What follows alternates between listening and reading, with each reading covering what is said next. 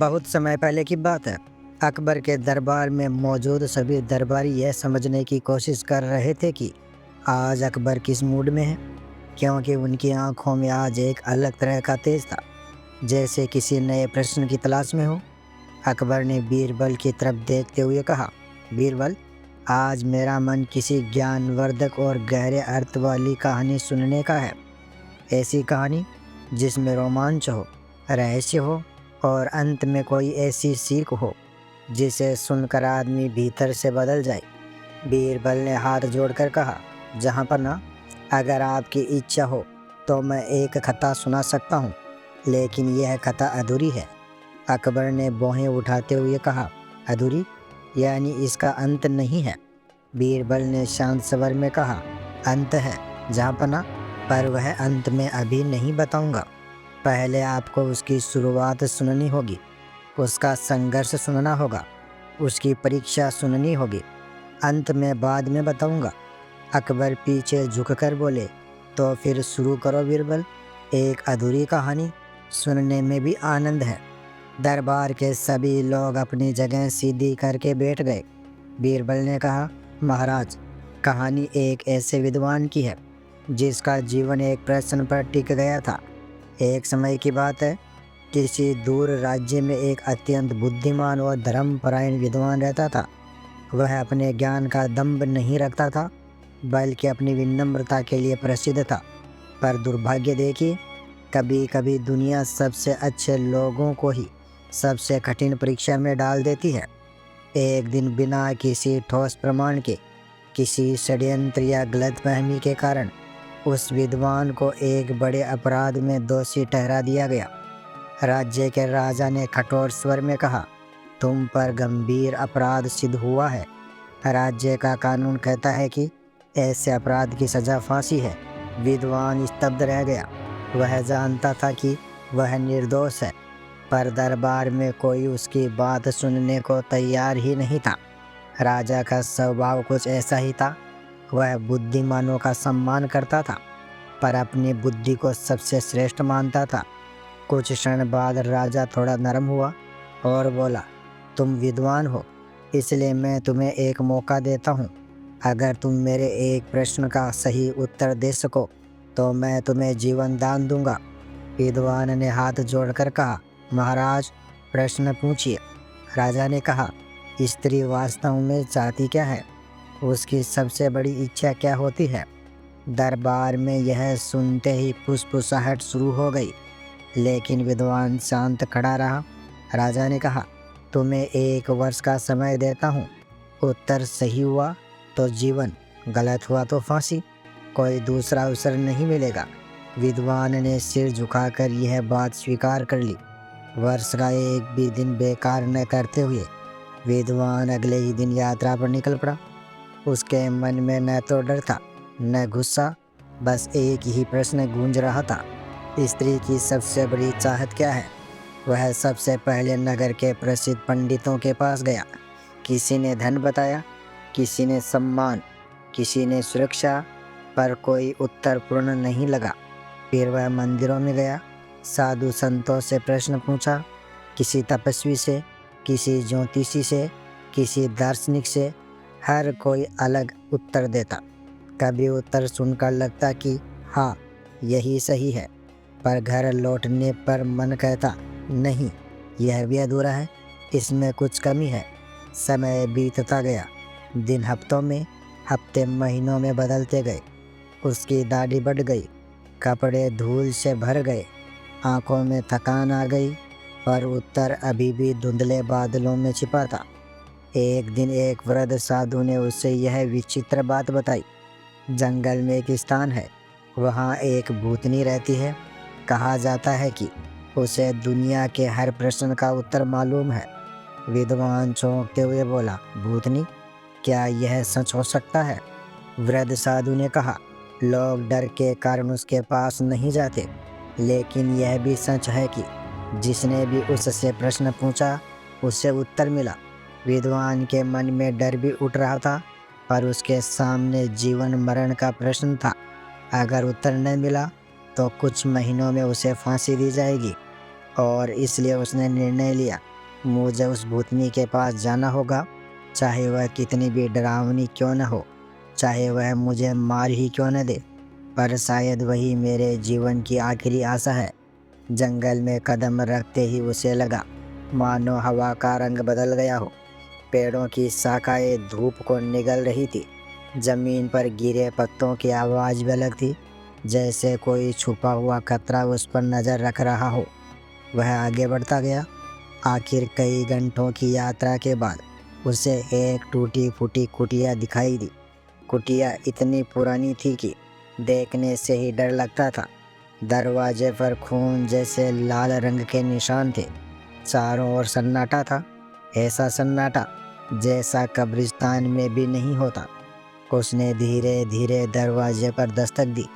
अचानक दरवाज़ा बिना छुए अपने आप खुल गया और अंदर से एक भारी आवाज़ आई, आओ, मैं तुम्हारी ही प्रतीक्षा कर रही थी।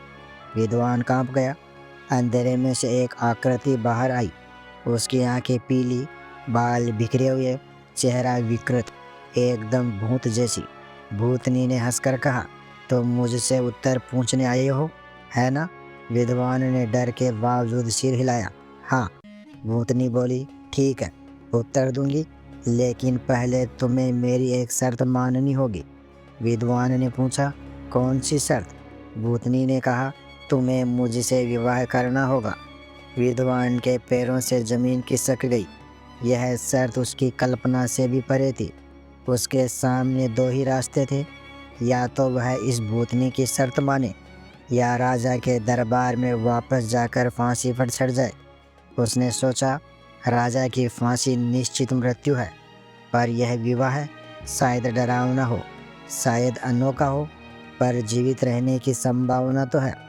लेकिन उसी क्षण उसके मन में एक और प्रश्न उठा, अगर मैं भूतनी की शर्त मान भी लूं, तो क्या वह सच में उत्तर देगी, और क्या उत्तर सही होगा? लेकिन फिर उसने खुद को समझाया, उत्तर मिले या न मिले, जिंदगी कम हो या ज़्यादा, किसी आशा का होना बिना आशा के मरने से बेहतर है। दिमाग में 100 विचार तूफान की तरह घूम रहे थे। दिल कह रहा था, जीना है। दिमाग कह रहा था, यह पागलपन है। और इन्हीं उलझनों के बीच उसने भारी मन से कहा, ठीक है, मैं आपकी शर्त मानता हूँ। भूतनी की लाल आंखें चमक उठी। उसकी हंसी गूंजने लगी। जंगल की हवा तक भयभीत हो गई। भूतनी ने कुटिया के सामने छोटे से मैदान में अग्नि जलाई। पत्ते, जड़ी बूटियाँ और विचित्र मंत्र, सब कुछ इतना रहस्यमय कि कोई भी मनुष्य डर से भाग सकता था। विद्वान मंत्रों को समझ नहीं पा रहा था, पर वह शांत खड़ा रहा। अग्नि की लौ उठी और भूतनी ने कहा, यह विवाह होगा और तुम आज से मेरे पति कहलाओगे। विवाह पूरा हुआ। विवाह होते ही भूतनी अचानक भावुक हो गई। उसकी लाल आंखों में आंसू आ गए। उसका चेहरा ढीला पड़ गया। उसकी आवाज़ बदल गई। और फिर भूतनी ने गहरी सांस ली और बोली, अब जब तुमने मेरी शर्त मान ली है, तो मैं तुम्हें अपना वास्तविक स्वरूप भी बताऊंगी।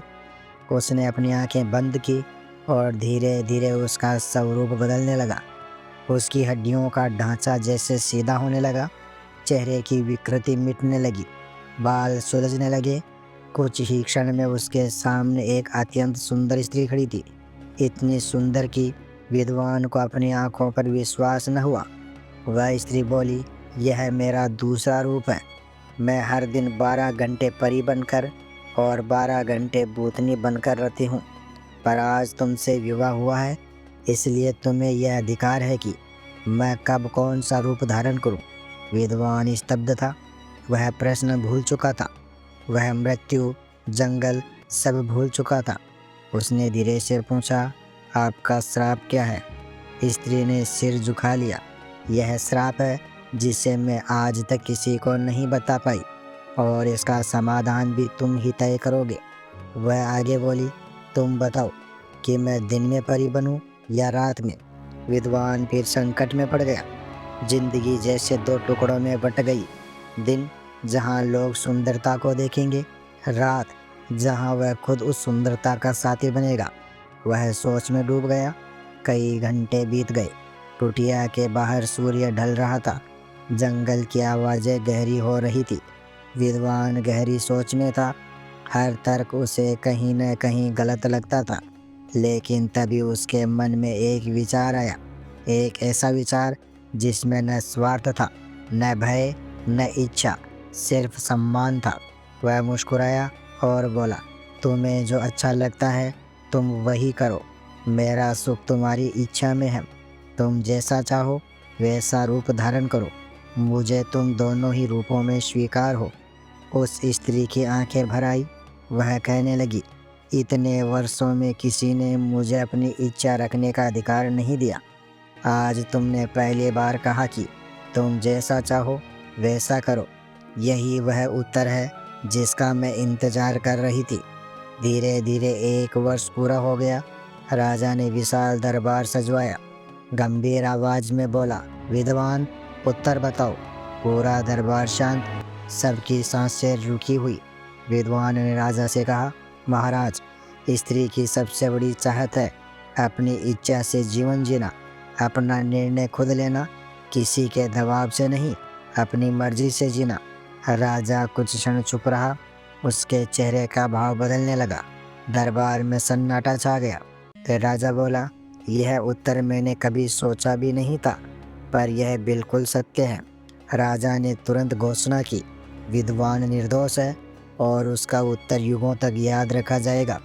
विद्वान को मुक्त कर दिया गया और जैसे ही राजा ने यह उत्तर स्वीकार किया, भूतनी हमेशा के लिए परी बन गई, क्योंकि उसके श्राप की कुंजी यही थी। जब कोई उसे बिना स्वार्थ, बिना दबाव, बिना शर्त के अपनी इच्छा रखने दे, तभी वह श्राप मुक्त हो सकती थी और यही विद्वान ने किया था।